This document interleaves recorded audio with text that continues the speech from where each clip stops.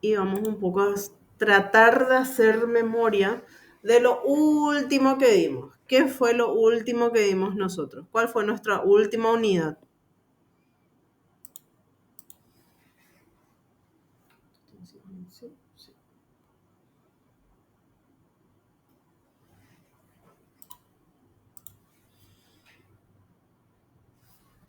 Teorías del aprendizaje, profe. Sí, nuestra unidad 3 mencionaba o trataba de teorías del aprendizaje. ¿Cuáles son las teorías que fuimos desarrollando, que se fueron desarrollando también con los compañeros de la carrera de Ciencias de la Educación?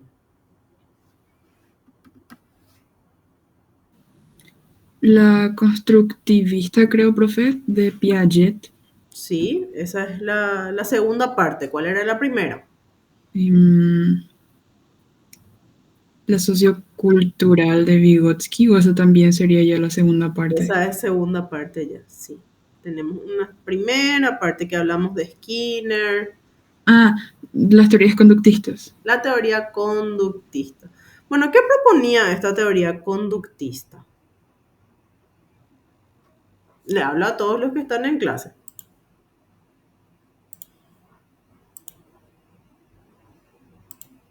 Sencillito, era tan sencillito que salió un solo puntito en el examen.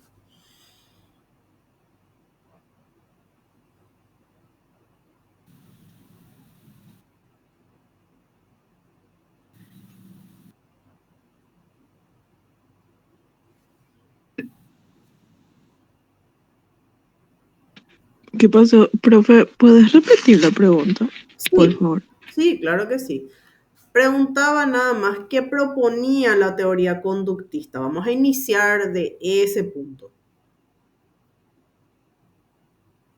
Los principios, uno de ellos creo que era que la conducta se encuentra medida por las consecuencias. Sí, condicionada, ¿verdad? Muy bien, Sí. súper. Muchísimas gracias, María del Mar, y gracias también, Iris. ¿Qué otro punto tenemos en esta teoría conductista?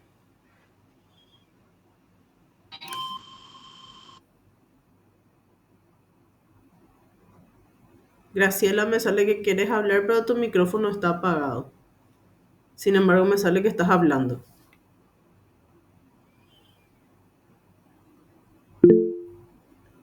Sí, estímulo-respuesta. Muy bien, muchas gracias, Dante. Muy amable también. El estímulo-respuesta, si es que nosotros lo trasladamos al ámbito educativo, ¿qué era? Refuerzos y castigos. Enseñanza-aprendizaje. ¿Verdad? Ah, eso. Estímulo-respuesta, enseñanza-aprendizaje. En teoría. Bien.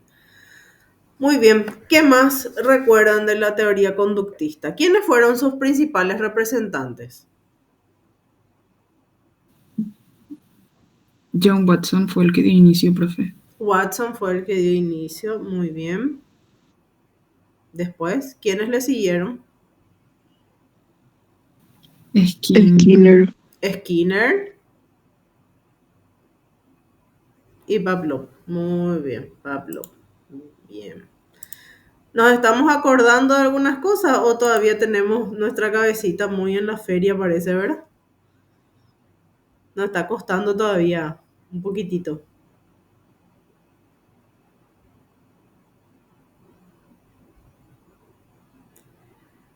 Bien, para la segunda parte entonces, ya que hablamos de estas teorías conductista o teoría conductista, en realidad tiene varios representantes, ¿verdad? Después se hablaba de una segunda teoría. ¿Cuál es esa segunda teoría?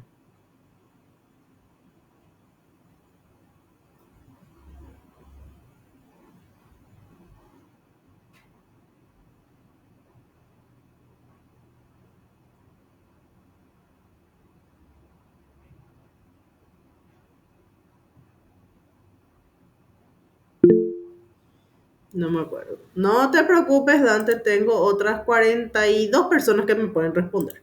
No te preocupes.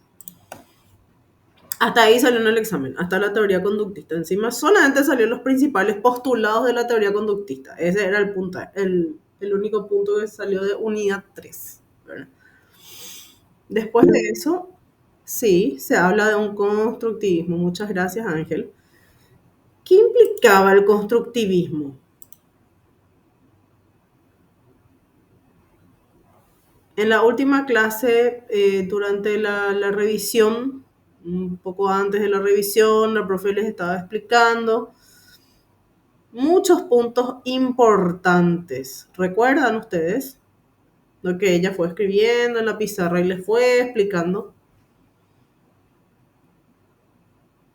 No sé si recuerdo bien, profe, pero eso no era que el conocimiento que uno tiene le va agregando otros conocimientos que se suman y que hay como un campo. Eso es construir. Muchas gracias, Victoria. Excelente, sí. Bueno, sociocognitivo afectivo. Bueno, hablamos de un constructivismo, pero hablamos de esta teoría que también hablamos de una parte en donde podemos hablar de un sociocognitivo afectivo. ¿Por qué? Porque es social. ¿Quién planteaba que había un aprendizaje social? Ahí tenemos ya varios representantes.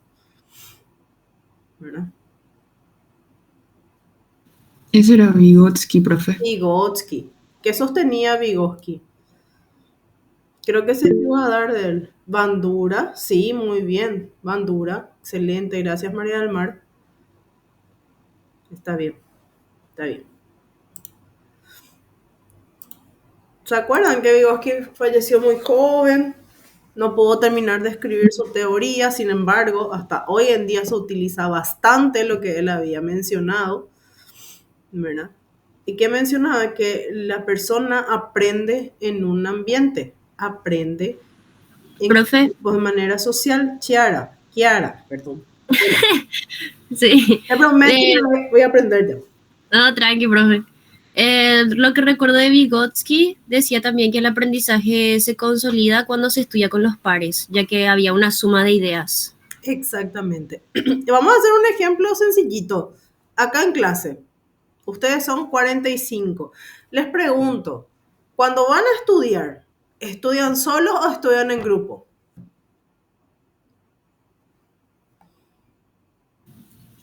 Yo estudio sola, profe. Vos estudias sola. Genial. Yo estudio sola también, profe. Vos estudias sola también. Ok, muy bien. Un poco de los dos, dice Dante. Bien. ¿Verdad?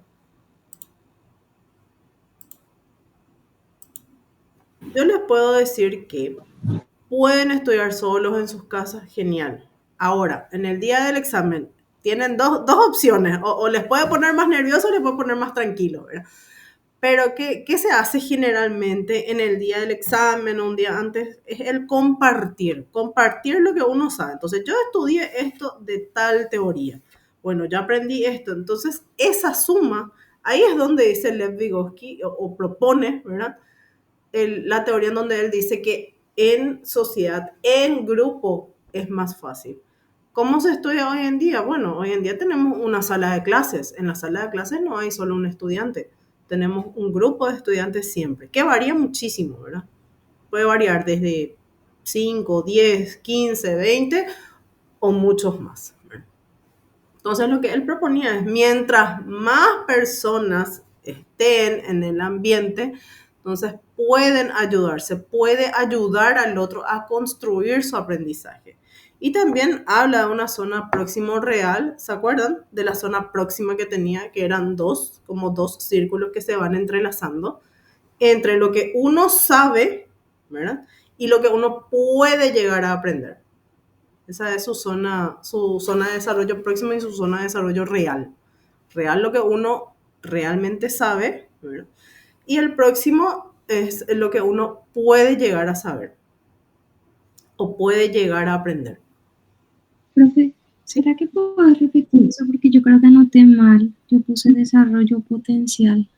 Sí, y su zona de desarrollo potencial. Está bien. Gracias. Está bien. Zona de desarrollo potencial y zona de desarrollo real. ¿Dónde estamos y a dónde vamos? Bien. Ese era el Lev Vygotsky. Después tenemos otros representantes. ¿Quién me puede recordar otro representante?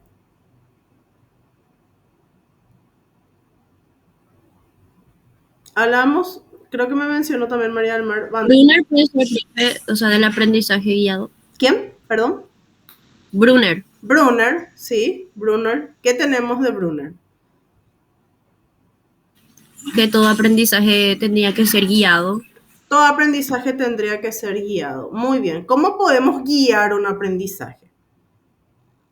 ¿Qué tiene que hacer el docente? ¿Cómo guía al estudiante? ¿Cómo les guía a ustedes?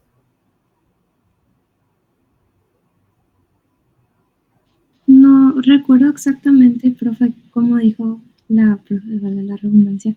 Pero tengo un ejemplo acá que dice que compara a los docentes como andamios que sostienen al alumno hasta que se sienta seguro del aprendizaje. Y eso, Sí, no sé si sí. está bien.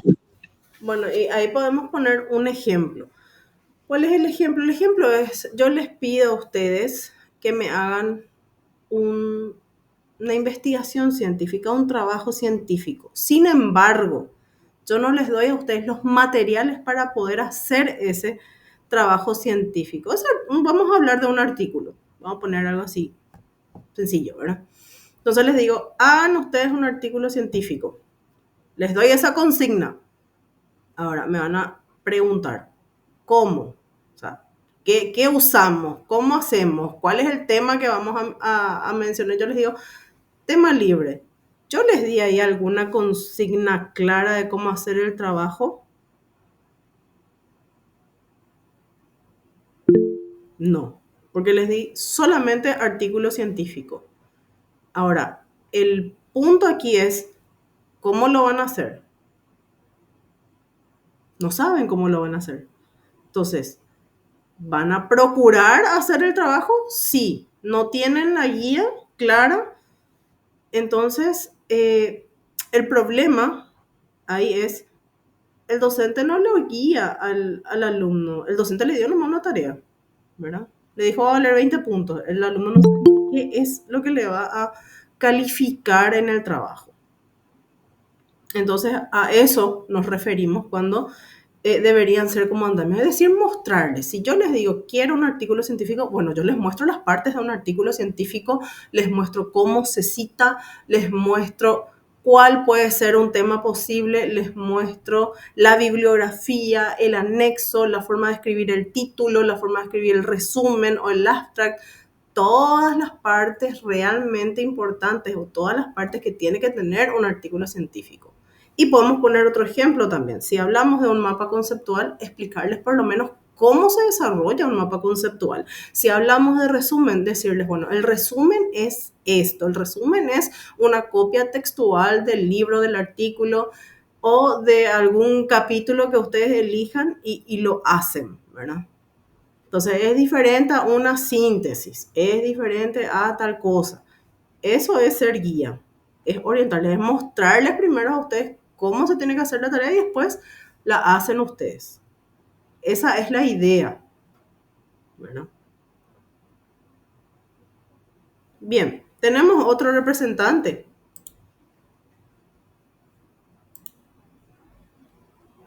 Auswell. Auswell, aprendizaje significativo. ¿Qué significa un aprendizaje significativo para ustedes? Algo de que el alumno pueda utilizar y creo que pueda aprender de eso y utilizarlo en su vida diaria. Muy bien. Que tenga una aplicación práctica. Perfecto. Samuel, O sea, no sería lo que uno aplica a su vida. O sea, el tema es que uno puede enseñarle, pero el alumno al final después no lo aplica. Y significativo es cuando lo aplica, vamos a decirlo. Sí, sí, esa es la idea de un aprendizaje significativo. ¿Para qué enseñarles tantas cosas que de repente no las va a usar? O sea, va a agarrar, va a aprender memoria, va a pasar con una nota 5 y después, ya está, ya pasó. Si uno no usa, no hace uso de ese aprendizaje que tiene, se olvida. Se olvida. Sí, y esa es una construcción, Janina. Cuando vos ya tenés un aprendizaje previo y lo pones a algo nuevo, entonces vos vas construyendo tu aprendizaje. Por eso hablamos de una teoría constructivista con varios representantes, ¿verdad? Ahora que hablamos del aprendizaje significativo es, aprender algo que realmente valga la pena. ¿Y qué significa que valga la pena? Significa que ustedes lo apliquen el día de mañana, ¿verdad? En el caso de didáctica podemos hablar directamente de la unidad 1, por ejemplo. ¿Qué es la didáctica? Ustedes ya saben a estas alturas qué es la didáctica. ¿Ya tienen herramientas? Sí, ya tienen algunas herramientas para poder hacer un desarrollo de clase, ¿verdad? Entonces, en el día de mañana, cuando ustedes estén frente a un aula, y no solamente frente a un aula, porque sabemos que enseñar no es solamente estar en un aula, ¿verdad? De 4 paredes, es mucho más que eso. Entonces vos podés usar esas herramientas que te va dando la asignatura para poder desarrollar cualquier cosa que quieras. Bueno, eso es un aprendizaje significativo. Es que nos sirva para algo, es que nos sirva para más adelante. Eso es lo que dice el representante. ¿Verdad? Después, ¿a quién más le tenemos? Creo que ya citamos 3.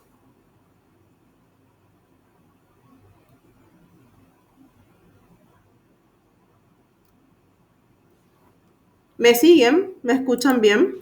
Sí, profe, te escuchamos bien. Gracias. Sí, profe. Después no estaría Rogers con su Sí. teoría humanista. Muy bien, una teoría humanista. ¿Qué significa una teoría humanista, Iris? Una teoría que le considera a la persona en su totalidad Muy y la bien. acepte como es y vaya mejorando para bien. Ujú. ¿Y qué proponía Carl Rogers?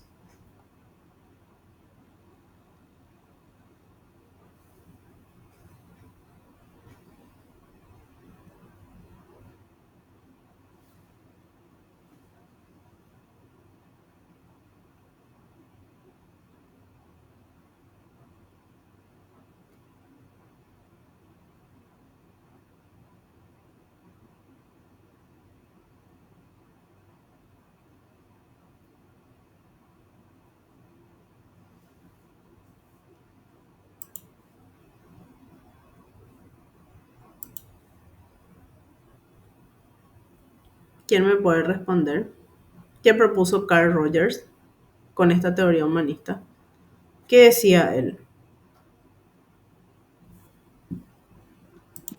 Proponía que los seres humanos buscamos la autorrealización, pero antes de eso hay una pirámide de necesidades que se tienen que cumplir y están estructuradas. O sea, tienen distintos niveles.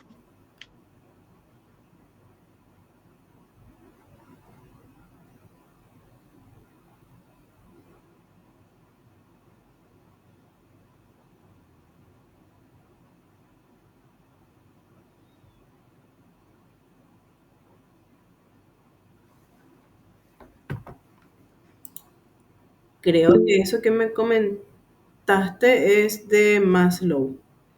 Sí, Dante, porque estoy esperando respuesta. Profe, entonces hay una diferencia entre lo que Sí. planteaba Maslow y Rogers. Sí.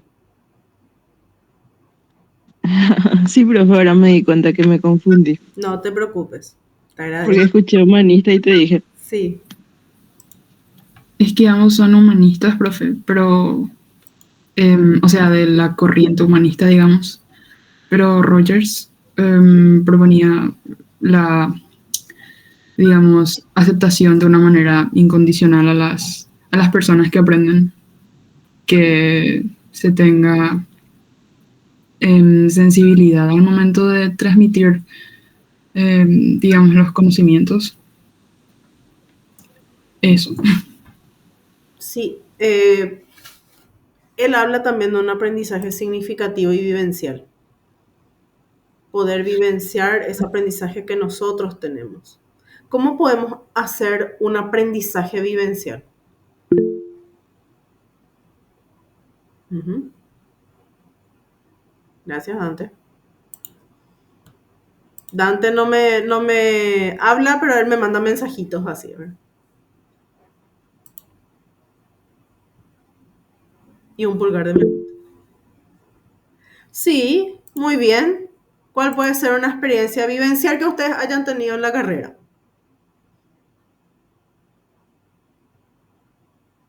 ¿O siempre están ahí en aula desarrollando clase? ¿No salen afuera? Cuando tuvimos... Ay, perdóname nomás, María.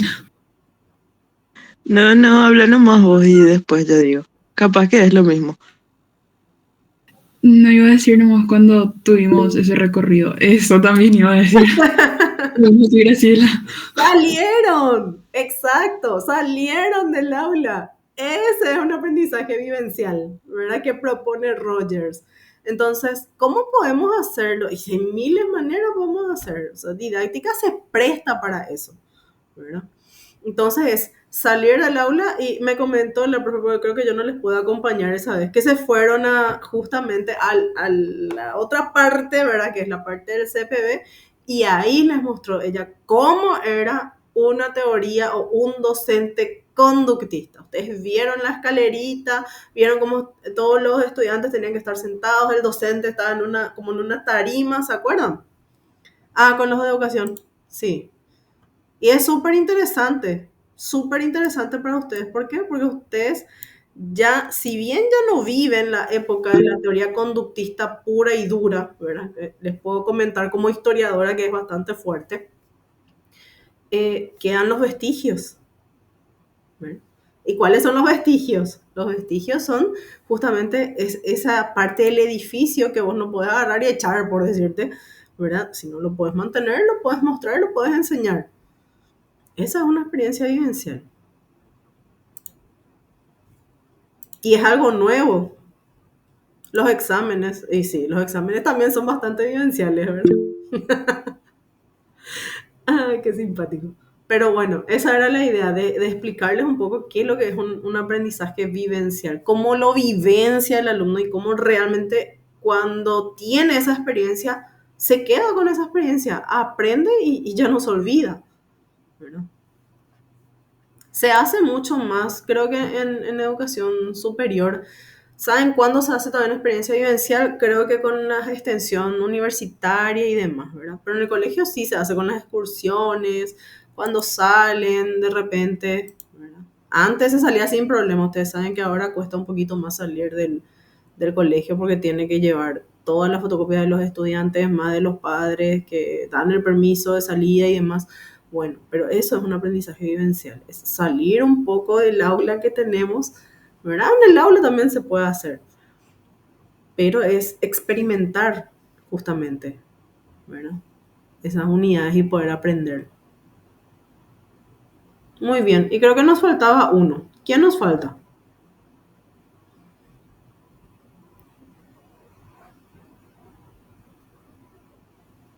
Y bien, todos se acordaron de la misma experiencia, eso es muy bueno.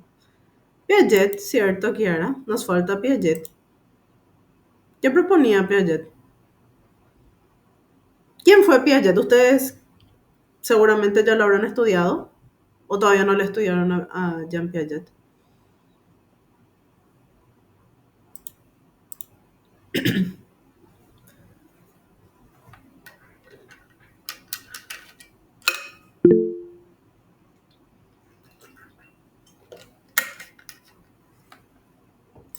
¿Me podés decir qué dijeron en evolutiva de Jean Piaget, Dante? O cualquiera que se acuerde también. O sea, profe, creo que sería que dependiendo del periodo en la que una persona va aprendiendo nuevas habilidades o, o nuevos saberes. O sea, tiene la capacidad para poder aprenderlos y para poder aplicarlos. Muy bien, Samuel, muchas gracias. Muy amable. Gracias por el aporte. Gracias también, Graciela. Sus estadios. Sí, las personas pasamos por diversos estadios.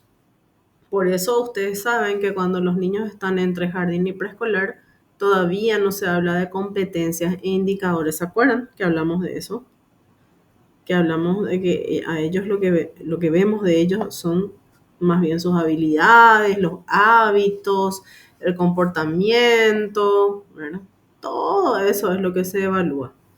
De repente si sabe escribir su nombre o no, todas esas partes, todo ese inicio, digamos. Y claro, desde el primer grado sí ya tiene competencias. Y después ustedes hasta tercer año de la media van escribiendo las competencias, las capacidades, los indicadores, ¿verdad? Ujú.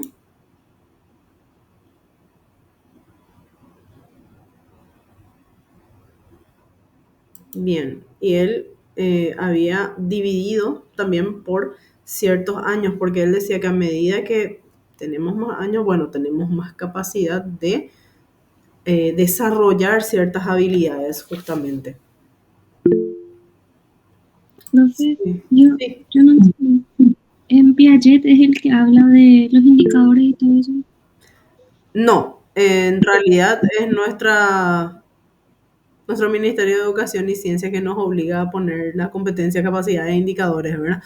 Pero te digo nomás que va variando o debería de variar con los años. ¿Por qué? Porque las personas están en diferentes estadios de acuerdo a la edad que uno tiene. ¿Por qué? Porque vos no le podés evaluar a un niño de 5 años lo mismo que a un niño de 11 o 12 años.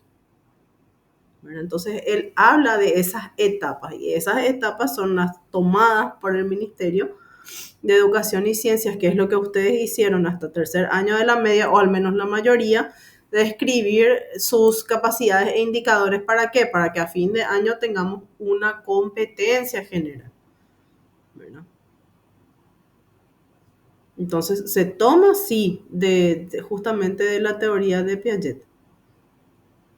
Por eso la teoría para el Ministerio de Educación y Ciencia no es solamente constructivista, es socioconstructivista afectivo, ¿verdad? Es un conjunto. Gracias, Graciela. Sensorio-motor, operacional, operaciones concretas y operaciones formales. Victoria. Es eso, o sea, disculpen si es que les estoy confundiendo, pero la idea es aclararle un poco que nosotros también tomamos esa teoría para lo que es el proceso de enseñanza-aprendizaje. Lo que es de Vygotsky, lo que es de Piaget, por eso es que seguimos dando estas teorías también, ¿verdad? Y es conocer un poco. Ahora, les puedo hacer una pregunta de si es que el proceso de enseñanza-aprendizaje ya vetó por completo la teoría conductista o no.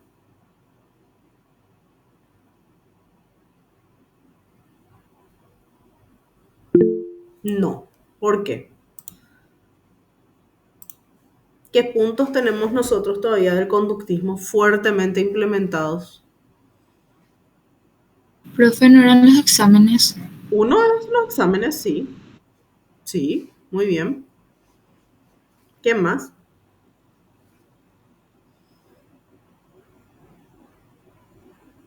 ¿Qué observamos nosotros en aula? La conducta, Claro, la conducta. Y eso es muy fuerte en el colegio todavía. En la facultad, bueno, un poco más llevadero. Pero en el colegio, ¿saben ustedes que hasta ahora hay un RSA de conducta, ¿verdad?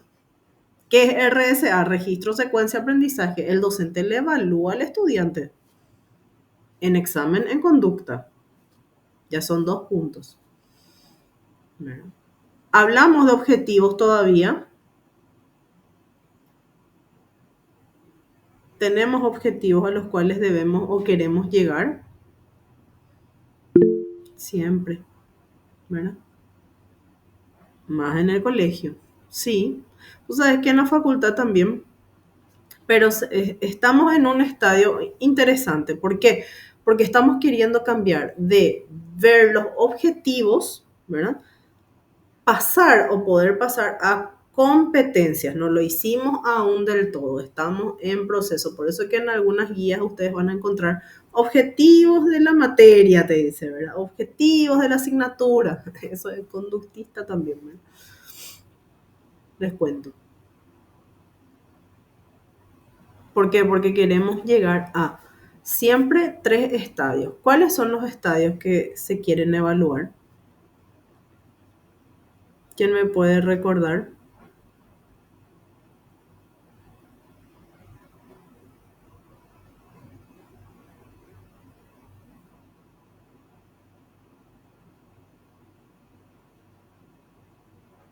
¿Se acuerdan de lo conceptual, lo procedimental y lo actitudinal? Sí, todos. De hecho, Brasil sí o sí tienen que tener los objetivos. Si no, ¿para qué la materia? Bueno. Ujú. Entonces, ¿cuáles son los estadios que generalmente se deben de evaluar? No todos lo hacen, les cuento, ¿verdad? Pero los que se deben de evaluar siempre son el conceptual, el procedimental y el actitudinal. El conceptual, vamos a poner algo sencillo. A ver, definir la palabra didáctica. Eso es conceptual. ¿Por qué? Porque estoy aprendiendo concepto, ¿verdad? Procedimental. Elabora un mapa conceptual de la unidad 3 con la teoría conductista, teoría constructivista. Es procedimiento. Estoy pidiéndole a mi alumno que elabore y que haga, ¿verdad? Que siga unos pasos. Y después está el actitudinal. La actitudinal tiene más bien que ver con los valores que tiene una persona. Entonces, valorar, qué sé yo, ahí ya podemos poner algo de historia. Podemos decir, valorar los monumentos que tenemos en el Paraguay, por ponerles un ejemplo. Entonces, esos son los 3 estadios que en teoría se deberían de siempre evaluar en aula. Eso es actitudinal, sí. Compañerismo, responsabilidad, lleva su uniforme, llega puntual a la clase, todo eso es actitudinal. Es del valor que tiene una persona.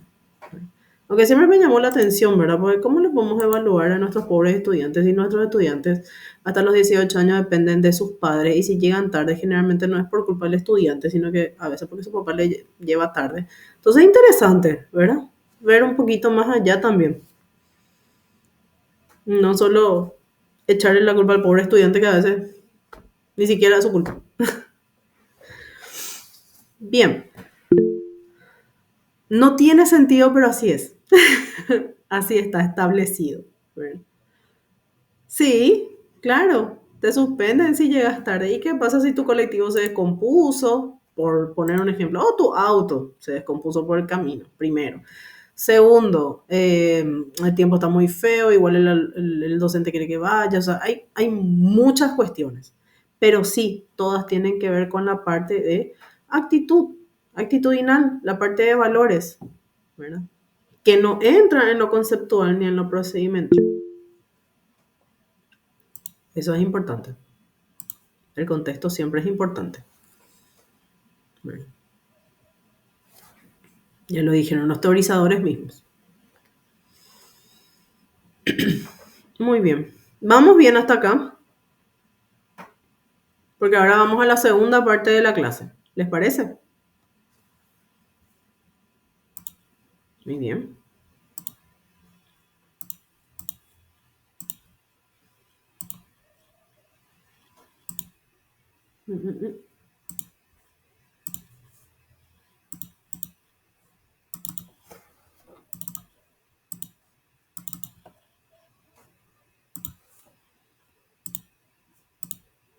¿Pueden ver? Sí, profe, se ve. ¿Se ve? Bueno. Sí. Bueno, la segunda parte de la clase, aunque ya son menos 20, pero igual podemos trabajar 20 minutitos. Tenemos una guía que está habilitada ya en la plataforma y que es hasta el 29. Les pido, ¿verdad? Les pido que lo hagan en grupos. Creo que ustedes ya tienen grupos definidos, o al menos para lo que fue unidad 1 he visto que tenían grupos definidos. y es elaborar esta guía. Entonces, la actividad que tenemos primeramente es explicar brevemente los principales postulados del conductismo, que tiene el valor de 1 punto. La actividad número 2 es realizar una breve reseña de los principales teorizadores del conductismo, que son Watson, Pavlov y Skinner, que fue lo que fuimos repasando un poquito, ¿verdad? La actividad número 3 es elaborar ejemplos desarrollados en clase vinculados a las ideas de los teorizadores, ¿verdad? Y el cuarto es completar este cuadro. Este cuadro, ¿por qué vale tantos puntos? Van a preguntar. Y bueno, y es por cada respuesta que ustedes den.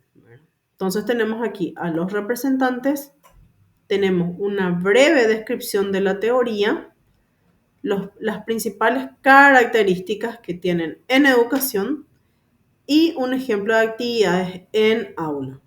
Entonces, por cada espacio es 1 punto, por eso es que da un total de 15 puntos. Bueno, son 4 actividades y está desde hoy hasta el 29 de julio.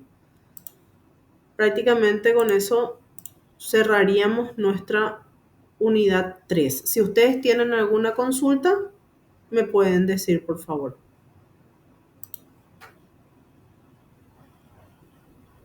Profe, el tema de la reseña es de acuerdo a nuestras palabras o como...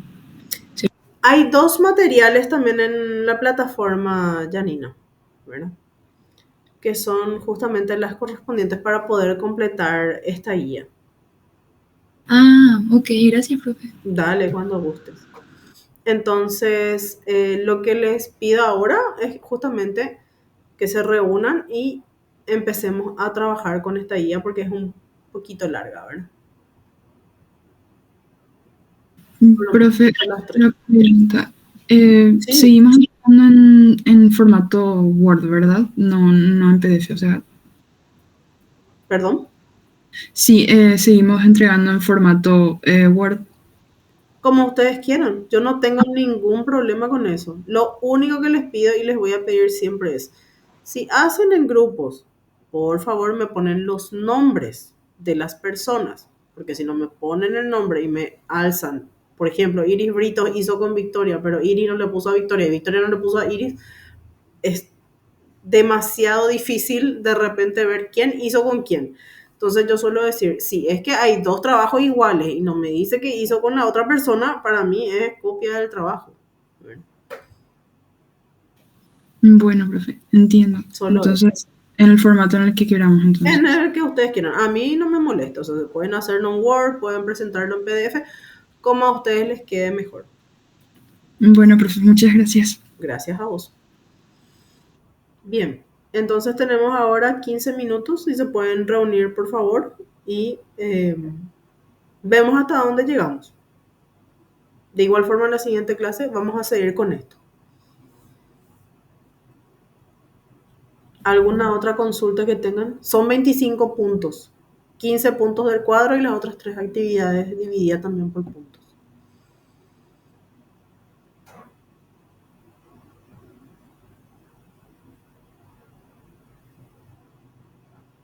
Todo claro por mi parte, profe. Muchas gracias, Kiara.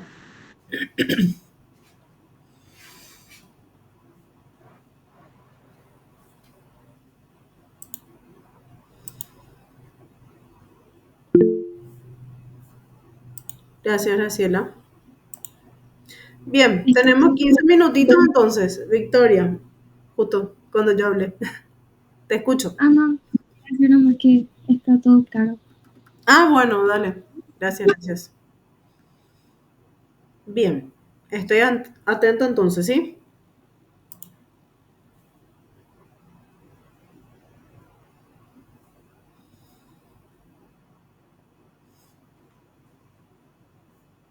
No sé si quieren que les pase por WhatsApp porque ya está en la plataforma, de hecho, los dos materiales. Los 2 materiales ya se subieron hace un buen tiempo. Pero les puedo pasar de igual forma para que ustedes lo tengan en sus celulares.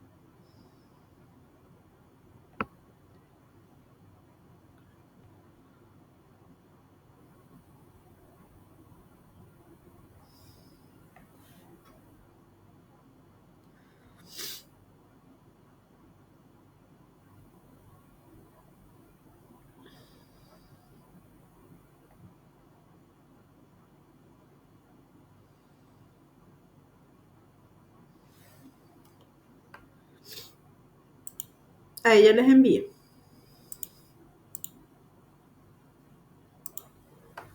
Gracias, profe.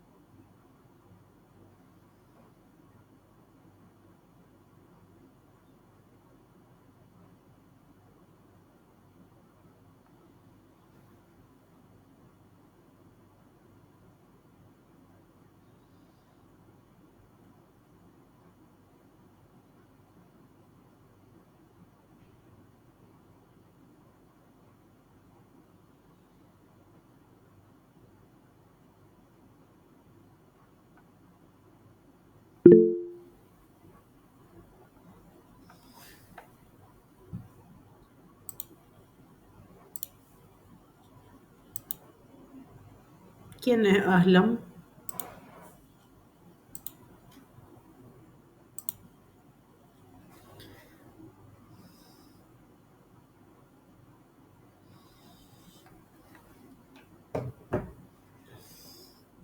Su apellido, si me puedes dar, por favor.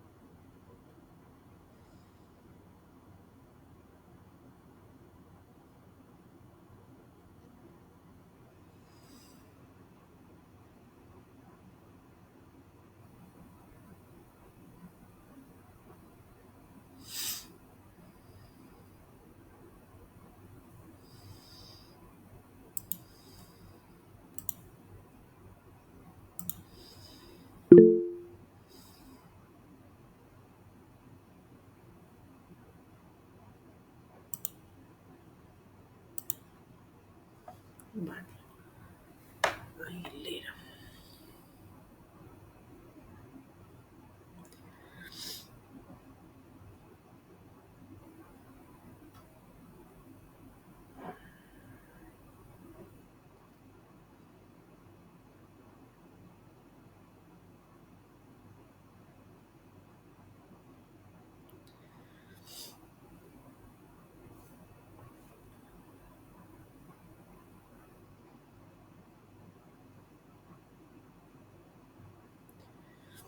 Ya, mira.